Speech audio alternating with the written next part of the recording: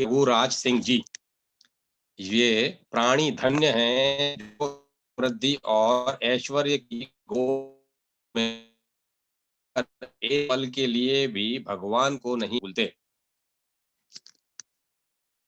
राज सुख भले ही छोड़ देना पड़े, जंगल में वैराग लेकर भले ही भटकना पड़े, घर घर घूमकर भीख भले ही मांगनी पड़े, पर राम नाम का विस्मरण उनके लिए मरण के दारुण दुख से भी भयंकर होता है।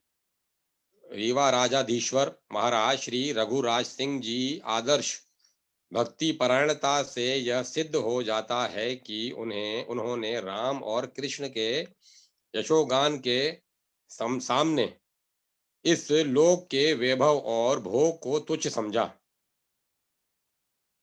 महाराज रघुराज सिंह जी एक अत्यंत संस्कारी और उन्नत जीव थे। उनका जन्म संवत 1880 ईस्वी में हुआ था। परम भक्त और धर्मनिष्ठ महाराज विश्वनाथ सिंह जी उनके पिता थे।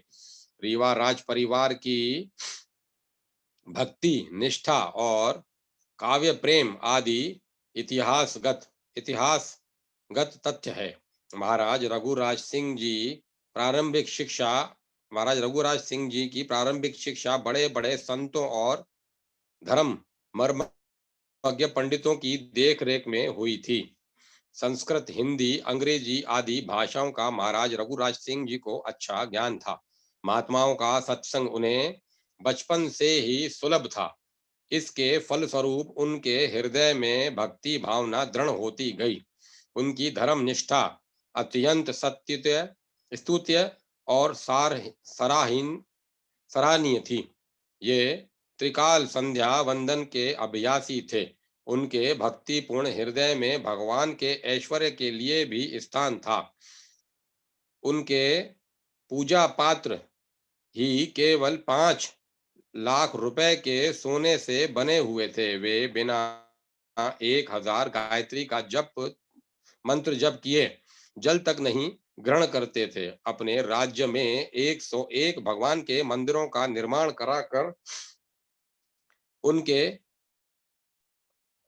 राग भोग के लिए लाखों की संपत्ति लगा दी थी। उन्होंने भारत के अनेक प्रसिद्ध तीर्थों का पैदल भ्रमण किया। उन तीर्थों में देवालय बनाने और दान पत्र दिए। संवत 1907 ईस्वी में रीवा में लक्ष्मण बाग नामक एक विशाल आश्रम की स्थापना करके उसमें वैष्णव महात्मा श्री मुकुंदाचार्य महाराज को राजगुरु के पद पर प्रतिष्ठित किया था। उनसे मंत्र ग्रहण किया। संवत 1908 ईस्वी में महाराज रघुराज सिंह जी ने तीर्थ यात्रा आरंभ की। उदयपुर होते हुए पुष्कर क्षेत्र में उन्होंने 21 हाथियों का दान किया। द्वारका में लाखों की संपत्ति धर्म कार्य में लगाई। मथुरा में असंख्य धनराशि का सदुपयोग करके स्वर्ण तुला दान किया। संवत 1910 ईस्वी में काशी में मणिकर्णिका घाट पर भी उन्होंने स्वर्ण तुला दान संपादन किया था। दूसरी तीर्थ यात्रा उन्होंने संवत 1913 ईस्वी में की। जगन्नाथपुरी में भगवान के मंदिर के सामने पहुंचते ही पट अपने आप बंद हो गए। महाराज रघुराज सिंह जी ने विरहाभिभूत होकर जगदीश शतक की रचना की। रचना पूरी होते ही पट खुल गए। महाराज रघुराज सिंह जी ने भगवान की उस पवित्र लीला स्थली में रीवा क्षेत्र की स्थापना की। उन्होंने अपने राजत्व काल में अनेक विद्वान ब्राह्मणों से महायज्ञों का अनुष्ठान भी कराया था। उन्होंने वाजपेयी और अग्निहोत्र यज्ञ भी कराए थे। महाराज रघुराज सिंह जी महान कवि और कलाकार तथा भगवत भक्त थे।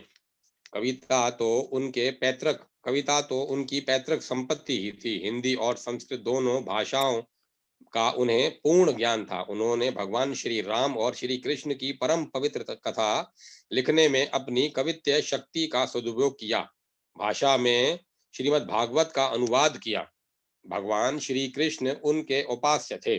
भगवान श्री राम में भी उनकी महती निष्ठा थी। वे उनका दास्य भाव से भजन करते थे। उनके विद्या गुरु रामानुजदास जी थे, जो जीवन के अंतिम दिनों में अयोध्या में रहते थे।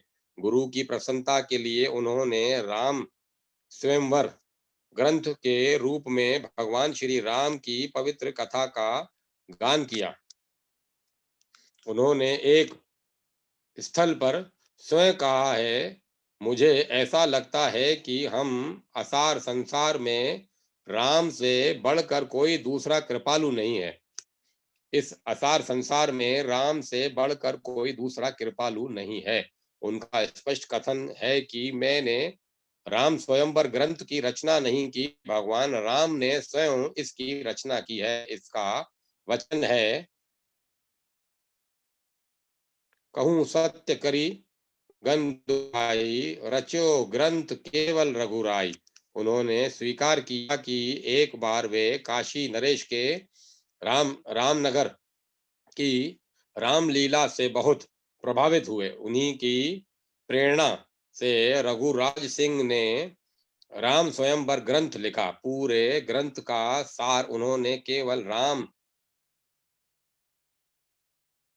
सुजम जग पावन उक्ति में भर दिया है। उन्होंने रुक्मणी परिणय, भक्ति विलास, राम रसिकावली, भक्तमाल आदि ग्रंथों की रचना की। वे वैष्णव मतावलंबियों ही नहीं वैष्णव मत के प्रचारक भी थे। भक्त होने के साथ ही साथ वे एक जनप्रिय प्रजापालक शासक भी थे। वे विद्वानों के आश्रयदाता थे। नित्य सायंकाल राज कार्य से अवकाश ग्रहण कर अपने अमूल्य समय का सदुपयोग भगवत चर्चा और पौराणिक कथा श्रवण आदि में करते थे। संवत 1936 ईस्वी में उनका देहासन हो गया।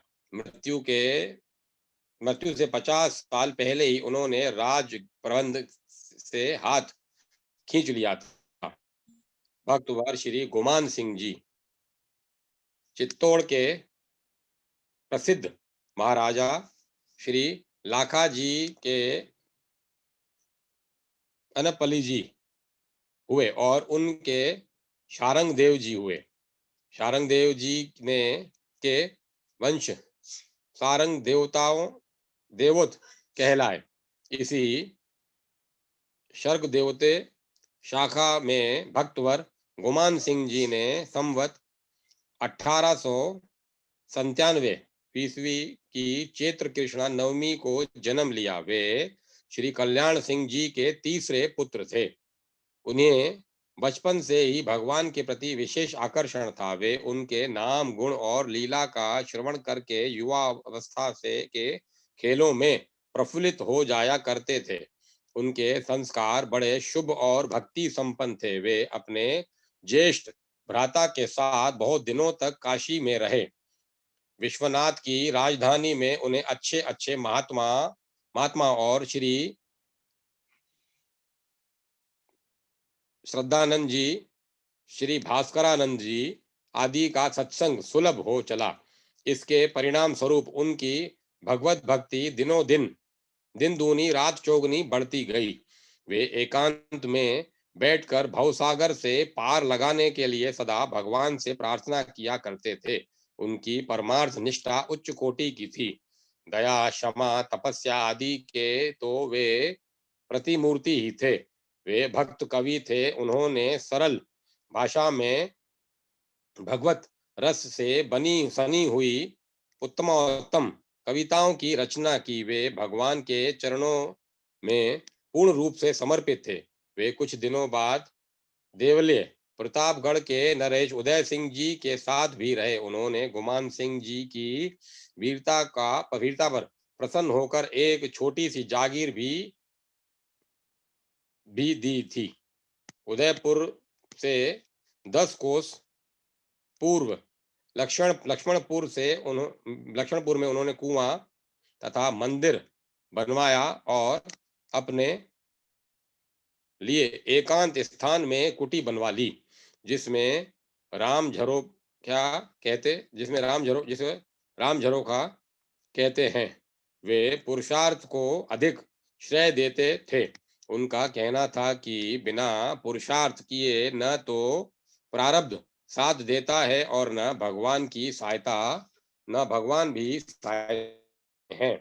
सत्संग में उनकी बड़ी रुचि थी। उन्होंने शीघ्र सीख दी कि भारी त्याग भक्ति नहीं सिद्ध होती।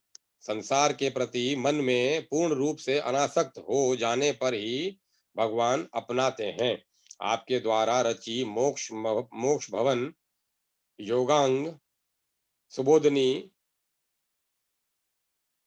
पाद कुंजाल योग दर्शन पर छंदोबद्ध टीका, मनीषा लक्षा चंद्रिका, योग भातु प्रकाशनी, भगवत गीता पर भाषा टीका, रत्नमार, भगवत गीता के राजराजेश्वर श्री श्लोकांकर टीका, तत्वबोध, राम रत्नमाला, लय योग बतीसा, समय सार बावनी, अद्वैत बावनी आदि प्रसिद्ध हैं। मनीषा लक्ष्य चंद्रिका में आपने नए ढंग से बुद्धि का न्यायिका रूप में वर्णन किया, जहां स्त्री न्यायिका के भेदों में पढ़कर लोग अपनी बुद्धि को मलिन करते हैं, वहां बुद्धि न्यायिका के भेद जानकर साधक की उन्नति कर सकते हैं। देखिए,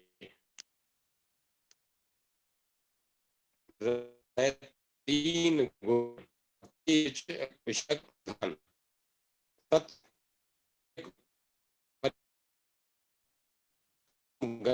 ईमान 1920 की फाल्गुन के भक्त मान सिंह जी ने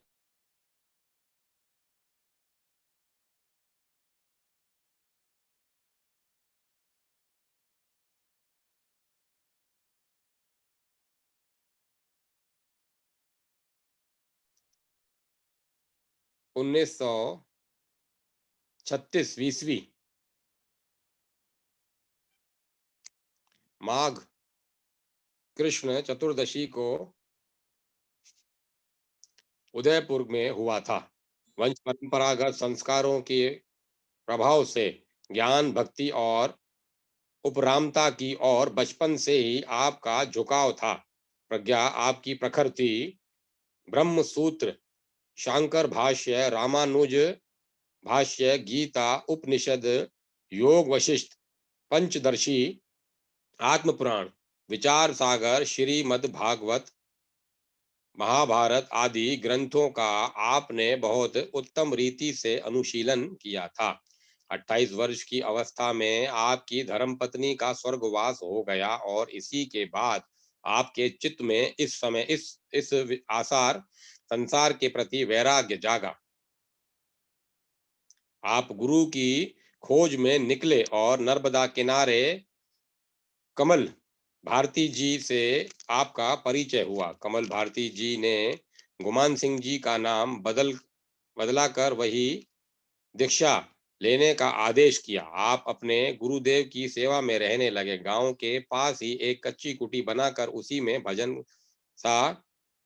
भजन साधन में लगे रहते थे। कहते हैं इसी पर्णकुटी में संवत 1978 20वीं विक्रमी पोष कृष्णा तृतीया रविवार को आपको आत्म साक्षात्कार हुआ।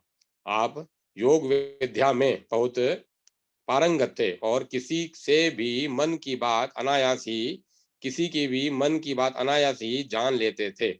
आपने प्रत्येक धर्म के यथार्थ तत्व समझने के लिए उनके धर्मशास्त्रों का सम्यक रीति से अध्ययन किया तथा संतों के सत्संग की किए। आपके लिए 17 ग्रंथ आपके लिखे 17 ग्रंथ मिलते हैं, आपके रचित कुछ दोहे यहाँ दिए जा रहे हैं। यो संसार विसार चित, ज्यों अवार करतार, यों करतार संहार नित, यों अवार अवार संसार।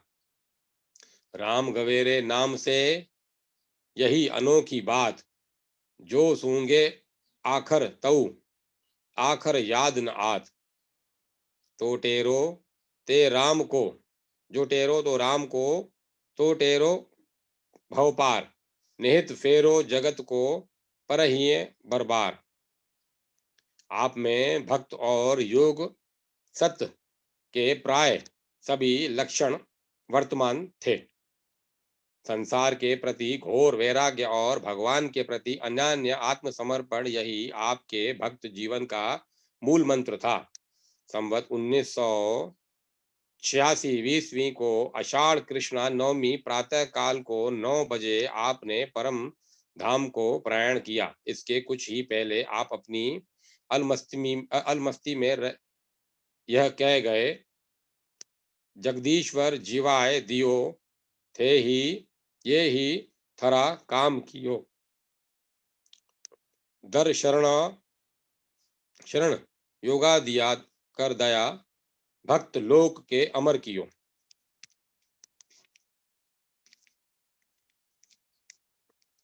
कथा को मैं ही विराम देता हूँ। हितेश, आप भले भजन चलाओ, सबसे माफी चाहता हूँ, मेरे को ये उच्चारण सही नहीं पढ़ नहीं पा रहा हूँ, अक्षर टूटे टूटे आ रहे हैं यहाँ पे। तो आज का दिन और हो सक कर लो, कल से तो गांव पहुंच जाऊंगा आज शाम।